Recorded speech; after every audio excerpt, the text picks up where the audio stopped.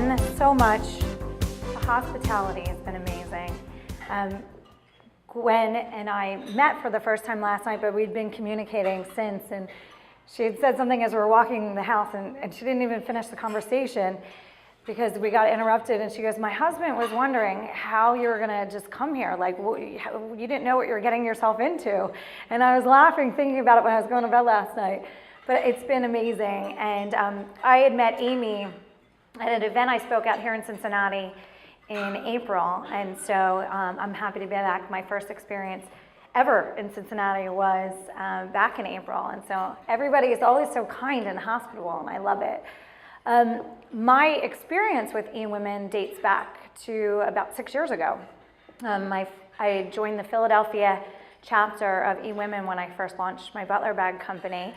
I got nominated for the Made It to a Million award at the national conference about 4 or 5 years ago. So my relationship and affinity for eWomen dates back, and it's definitely a powerful networking opportunity for all of you. So I'm so happy to see you all here. And anytime I speak anywhere, I know that you could be in 10 other different places, if not more. And so I always respect and admire you for making the effort and investment in yourself and time. And in return, my desire is to give you as much as I can of me. So I have a short window of time for as much as I want to say. So I'm going to talk really fast, which we do in New York and Philadelphia. So get ready to write fast and keep with me. How many of you are entrepreneurs in this room? I feel like everyone I've met is an entrepreneur. There's really no one from a corporate background in here? No? Wow, it's amazing. Normally there's a little bit of both, but I noticed every single person I talked to today was an entrepreneur. So everyone in this room is going to get what I'm about to say. My life as an entrepreneur began when I was in first grade. It did. Only Sister Elizabeth did not realize that my life as an entrepreneur was beginning then when she tied me to my chair. She didn't realize I was truly perfecting my networking skills. And she saw it as a disruption of the classroom when I was walking around in the middle of class. And so when my mom came, she thought I was going to be mad. She thought she was going to be mad. My mom wasn't mad because my mom was an entrepreneur. And my mom said to her, didn't you realize she's working on her networking skills? And sure enough, Social 101 was always like my top area that I thrived in. But networking is such a critical part of success. And entrepreneurs, especially in the beginning stages, we have this list of things to do, and we try and bury ourselves in our office. I have all this work to do. But the biggest thing you have to do is get out and connect with people and make relationships. One of my mentors taught me over a decade ago. His name is T. Harbecker, and his number one mantra is your network is your net worth. Not just financially, but spiritually, emotionally, physically. Every aspect of who you are is a reflection by who you surround yourself with. Something our parents say when we're younger, but it's true. If you want to know what stage you are in your life, look at the people around you, because you'll be able to see pretty quickly by where your friends are. It's a reflection, it's a mirror. They're there to elevate you. Some people are to show you how much you've grown. Some people are there to make sure that you know how much you've gone, because you need to let go. Women, we have trouble with this. We feel like we still need to check in with everyone that we went to kindergarten with, or else we're a bad friend. But sometimes letting go is how you can grow. And it's not that anyone's bad, it's just your time together in life is now evolving. And so all of these things about building your business, there's so many aspects, and often we get caught up in the things that don't really matter the most. We get caught up in the technical things, and the technical things is execution. Execution has to happen. Often we're not the ones that have to be the ones executing. Somebody else can execute. My business partner today is the opposite of me. He would die standing here. This would be the worst experience of his life, to stand here in front of you. For me, this is my high. This is where I get most excited. So finding partners that allow you to be you and them to be them. He likes to do all the background stuff, all the tasky things. oh, as an entrepreneur, kills me. That's not what I'm good at. And I've identified that. And so your life as an entrepreneur is a journey of your own awareness. I always say entrepreneurship is a journey of self-transformation. It's the people that decided to stop living in everybody else's boundaries and expectations and limiting beliefs and step out and find themselves and express themselves. Your businesses are an expression of who you are. They're an expression of your creativity. Allow that to be. I'm doing this challenge right now for USANA. Every day I do a post. Everyone can participate in it, but it's sponsored by USANA. And it's called the Best You Challenge because every day I challenge you to see, to feel, to look at yourself in a different way and to become aware of who the best you is and live in that space and integrity every day. Today's challenge was to find your truth, stand in your truth, and always tell the truth. And the reason for that is because we're often playing small in life because somebody else told us to play small. We're often playing small because our friends expect us to play small. Or playing small because someone told us that we weren't capable of playing bigger. But once you decide this journey, once you decide this path, you're never going to feel the satisfaction and the fulfillment until you're living your truth, who you authentically are. And sharing that, standing in it, and sharing it with the world is how you exude happiness and power that inspires and empowers other people. If you don't stand in conviction of who you are, you could have the best 60-minute or 60-second, please, not 60 minutes, 60-second elevator pitch, and no one's going to buy it.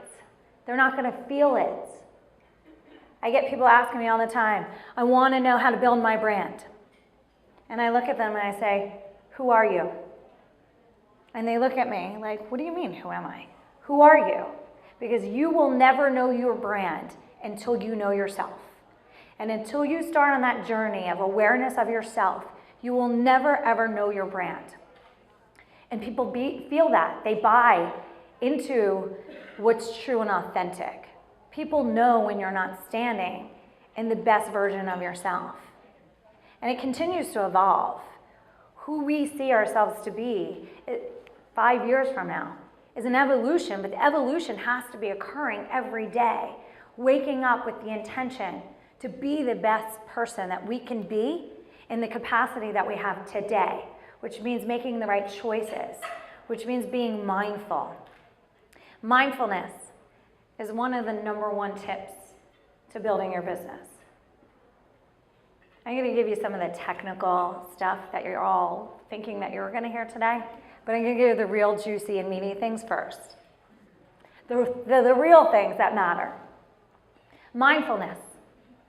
If you are unaware of your self-sabotaging behaviors and habits, then you're going to continue to sabotage your potential. If you are not aware of the language that comes out of your mouth, instead of saying, I want to lose weight, guess what's going to happen when you say, I want to lose weight? You're not losing weight because you didn't make a commitment. You gave yourself an out. You have 1 foot in and 1 foot out. I will lose weight. Changes everything, correct? I will lose weight by October 30th. I will lose 15 pounds by October 30th. Do you see how it changes everything? Now you've committed, you've invested. But mindfulness, being mindful of the words that we use, the people that we're surrounding ourselves with. Are you surrounding yourself by people that share in your beliefs? Are you surrounding yourselves by people that share in your desires and passions? Are you sharing your time with people that lift you up or drag you down? Because if you're surrounding yourself by people that drag you down, our instinct is to blame the other person for their faults. But guess whose fault it is? It's yours. Because you're diminishing your worth. You're not acknowledging your value. And you're allowing other people to bring you down with them. When you're stepping out of a comfort zone and you're evolving, as your business will, you will grow out of relationships. And that's okay. But if you still feel responsible for those relationships that are dragging you down and holding you back, the only person to blame is yourself. Being mindful is being aware of every thought that you think, because yes, your thoughts do create your reality. I could go on a list and a list and a list and a list of things that should not have ever happened logically in my life. And that did, because I believed that they would. I thought that they would. I knew that they would. And I allowed my thoughts to be my committed future. I allowed my thoughts to be something I wasn't willing to compromise. When you make your goals and your beliefs something that you're not willing to compromise, no matter who's coming at you and what's coming at you in life, then that creates your reality. Where you're standing today, if you're having obstacles, you have to see them as opportunities. We have control of one thing and one thing only in life: your perspective. Every single thing that happens to you, everything, even things that seem awful, everything has beauty in it. You have to choose to see that beauty and allow that beauty to give you the power to go forward, to give the gift to somebody else. Your perspective is the one thing you can control all day, every day. I heard somebody say earlier, I forget who it was, when you're having a bad day. My mantra is I only have good days. I only have good days. And yes, there are moments where things come at me. But if I say, oh man, why is this happening to me? Versus, I only have good days. It's my mental reset button. Because as an entrepreneur, you'll have things constantly coming at you. Because remember, you welcome this journey. You welcome this journey of self-transformation. You can't transform without obstacles. You grow the most through pain. That's where you emerge. If you allow yourself to be strong and not be a victim, that's where you grow. If everything's good, you're not really growing that much. You can be aware and in tune, but true growth happens when there's an obstacle. So instead of looking at an obstacle like, man, why has this always happened to me? You can look at it and say, what am I supposed to be learning right now? Because the faster you figure out what that is, you'll be on to your next thing. Because the universe will continue to give you the same obstacle and challenge until you learn. It might evolve in a different way. It might have different clothes on. It might be coming in a perspective of a female versus a male, or a male versus a female. It'll keep showing up. But if you see all the obstacles coming to you as an opportunity to say, what am I supposed to learn? And how beautiful is the growth that's going to come from this opportunity right now? It changes everything. It gives you strength, inner strength. It's where you dig down deep. And the resilience is worked like a muscle. I actually had somebody say to me the other day, is it possible that you're too resilient? I never thought of that before. I really didn't. And then they were saying it to me because I forgive people too often. Not often, but I forgive everybody. And they were trying to say to me, maybe you're too resilient in forgiving everybody. Which is taking me to my next principle for you guys. And I laughed and I was like, I never pondered too resilient before. It's actually interesting, and I'm still pondering it, because it's something that's really a deep thought if you think about it. I would prefer to be too resilient than not resilient. But I forgive all the time, because if you don't forgive, guess who's getting hurt? You. You're holding space for something negative. You're holding on to something that's holding you down. It's a weight, it's shackles on your feet. Most of the time you're mad at someone, they're off, on their own journey in life. They don't even know and they don't even care. Meanwhile, you're sitting there with all this anger. I can't believe she did that to me. Didn't she know how that felt when she said that? No. They didn't, because they're off. They might not be aware. They might not be in tune. They might be in a very different space than you. They maybe came in your life to teach you a lesson. Forgiveness maybe being one of them. If you're not forgiving and you're holding on, you're not making room for the good things. I know there are some interior designers in here. And for those, we'll get this with the feng shui. Feng shui is about clearing space, correct? So that good space, good energy can come in. It's the same thing with inside of us. Because if you're holding space for somebody that's not benefiting your life, you're not allowing someone who's going to benefit to come in. It's like film on your glasses. If you have film on your glasses, you're not seeing all the beautiful things around you. Because that film is holding you back from seeing the other beauty. So in forgiving, you allow yourself freedom. I say forgiveness equals freedom. Freedom. And so sometimes it can be challenging to forgive. But if you're not, then you're holding yourself back. And that responsibility comes back to you. Another thing is the only challenge or the only race is the race within. Your only competition is within yourself. It's not with your neighbors. It's not with your direct competitor. It's within you.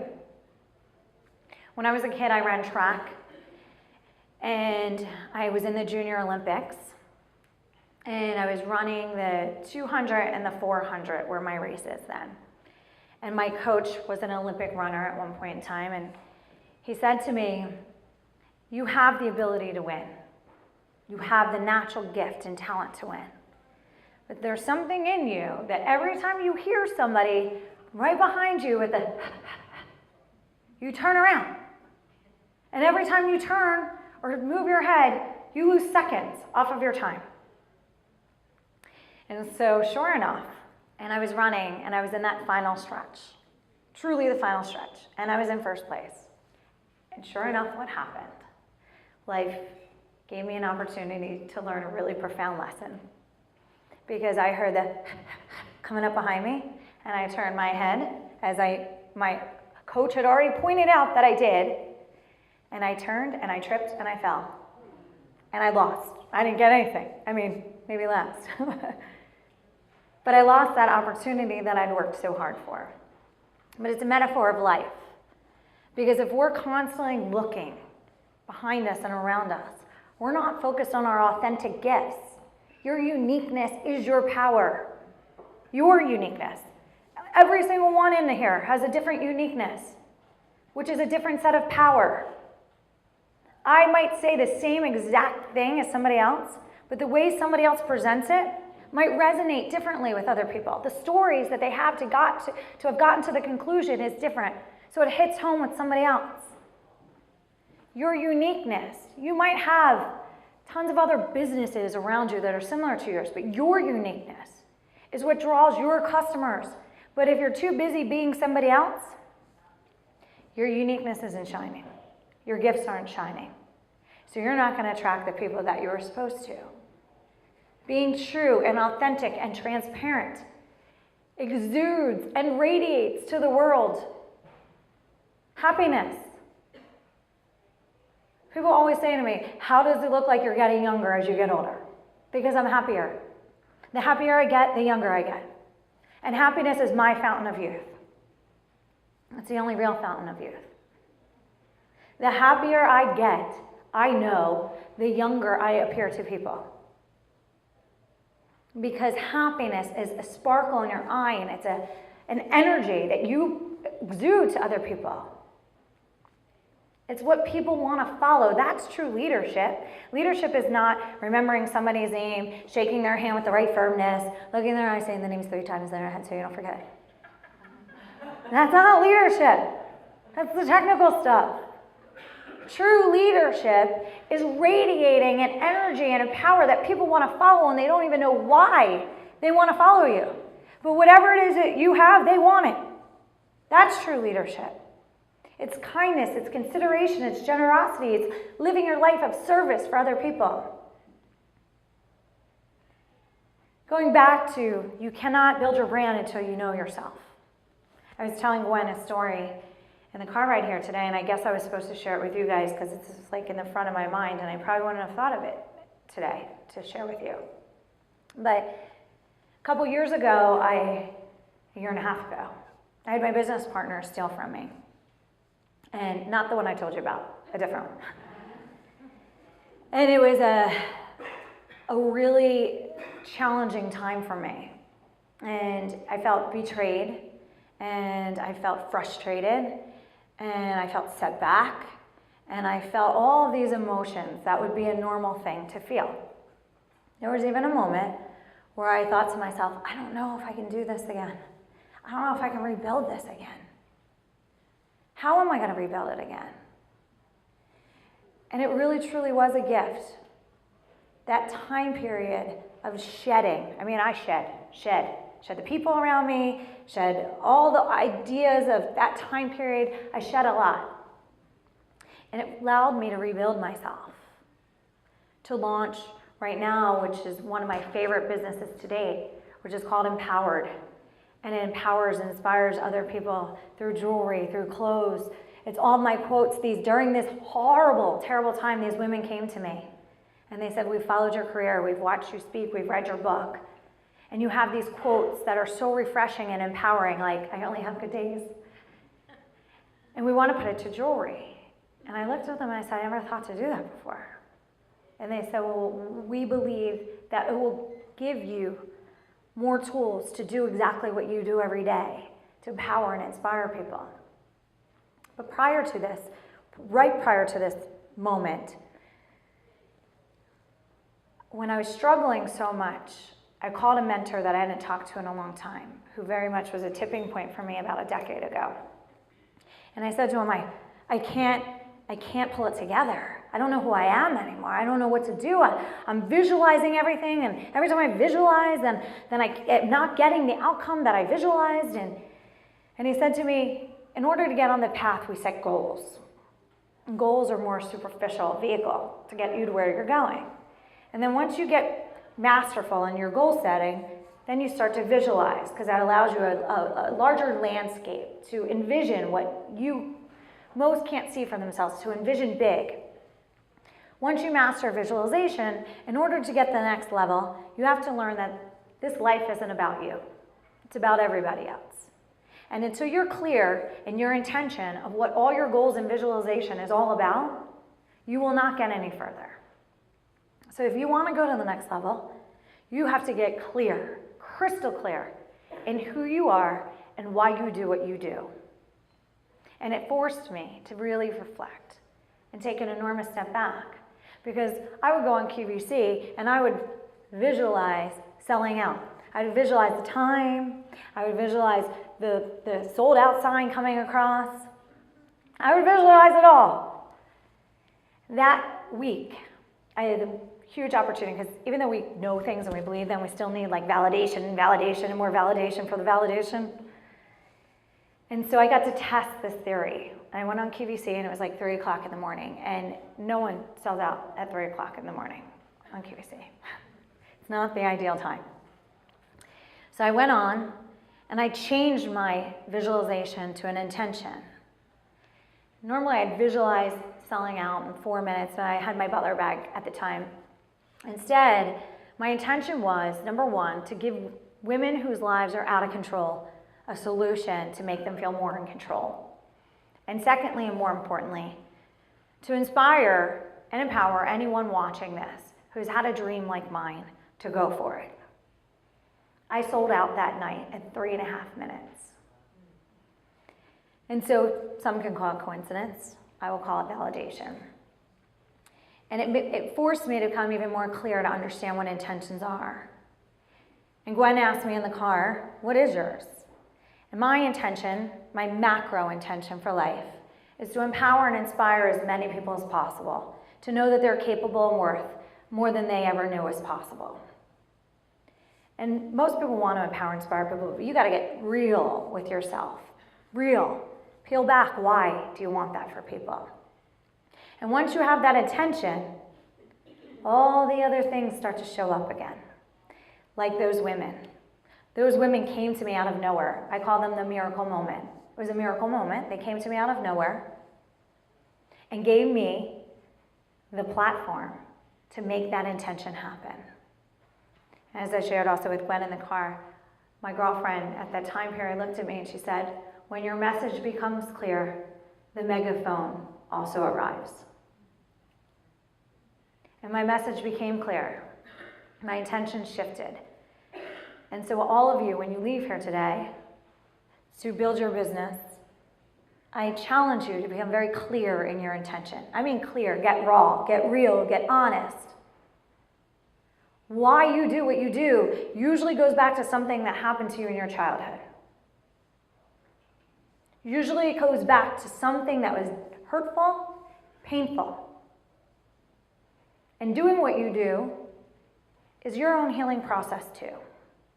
And you're sharing your wisdom in your healing process with others. It's not about your products. Your products are just a vehicle of an expression. It's not about your services. That too is a vehicle of your expression that you can put on a piece of card, piece of paper, and put a number next to. Financial stability and economic independence is critical. But all of that happens once all these other things are in place. All the technical things. In Build Your Business Bootcamp, I talk about how to get on TV, how to become an expert in your industry, how to elevate your brand to a level that everyone's coming to you. All those things don't matter if you don't get to this stuff first. This is the real stuff. A couple of things I also want to talk about before we close up because I got my warning. Having complaint-free days. As the introduction said, I live a life of believing that if you're going to complain about something, you better do something about it. If you catch yourself complaining, come up with a solution. That's how I came up with the Butler Bag.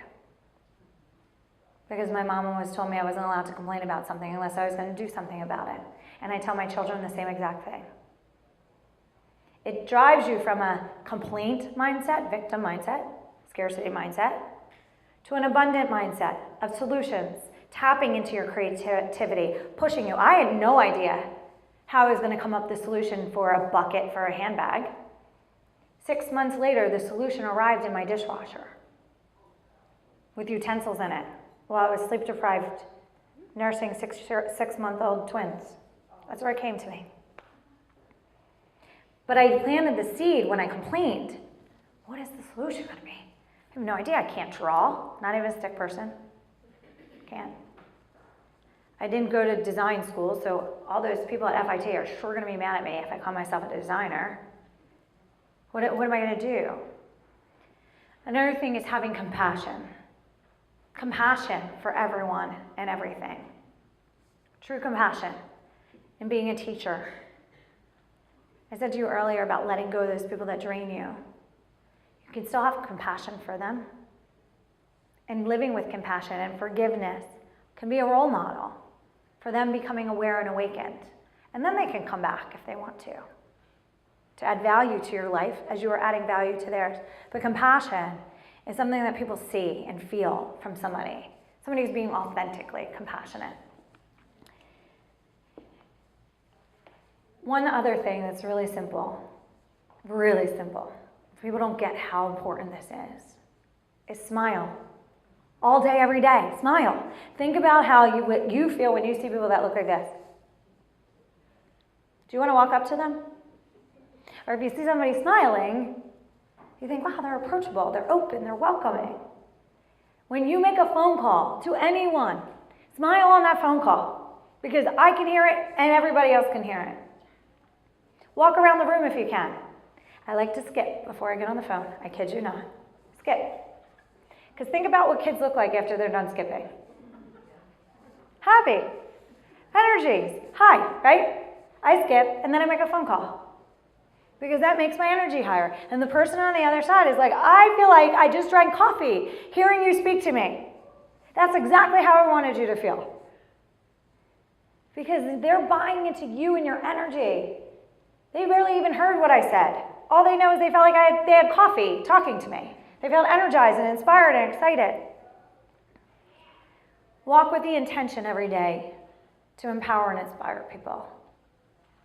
You're not selling a product, you're selling a dream. You're selling an emotion. And quite honestly, if you're really, truly, authentically giving it, you're not selling anything. You're just giving.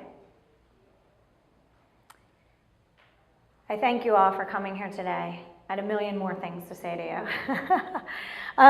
But time flies fast. I do have something that I would like to ask Amy to help me pass out, and I have a date. I do this Build Your Business Bootcamp that's an intensive, and it's via the internet. And I do talk about how do you get on TV? How do you write a pitch for producers? How do you become an expert and write for all these magazines? I talk a lot more about these true fundamentals of building a business though too. I believe you can't teach somebody the secrets of success without teaching the psychology of success, the true psychology of success. So the Build Your Business Bootcamp, I do via the internet with a whole group of people, and I use a platform that allows people to engage. And what's been really cool, and every time that I do it, is everybody becomes friends they're all brought there together for a reason. They all become friends, they all wind up connecting and staying connected and promoting and doing business together, and it's really cool. But I do it virtually so people from all over the world can be involved. I'm adding a date to that, which is September 10th. So that, and for those of you who want to do it sooner than October, I have a really big one coming up in October, two coming up in October. So for those of you who want to do it sooner, September 10th is a date, and I'll have your email addresses so I can reach out to you and you can decide which one you want to sign up for. So thank you all very much for your time. I really appreciate it.